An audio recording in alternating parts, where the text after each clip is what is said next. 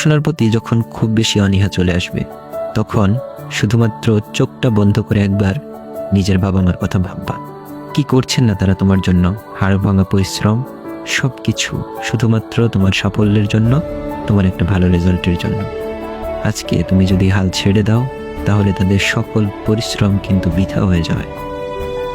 একবার চিন্তা করো তো সেই দিনের কথা, যেদিন রেজাল্ট দিবে, যেদিন তোমার বাবা মা শুনবে আমার ছেলে বা আমার মেয়ে একটা ভালো রেজাল্ট করেছে, সেদিন তাদের মুখে যে হাসিটা ফুটবে, বিশ্বাস করো সেই হাসিটা তুমি পৃথিবীর কোনো কিছু দিয়ে কিনতে পারবে না। কোটি কোটি টাকা দিয়েও সেই হাসি কেনা যাবে না। সেই হাসিটা অমূল্য। সুতরাং সেই হাসিটা যদি দেখতে চাও, সেই মুহূর্তটা যদি তুমি পেতে চাও, এখন তোমাকে পরিশ্রম করতেই হবে। আর মাত্র কয়েকটা দিন, হাল ছেড়ো না, পরিশ্রম করে যাও।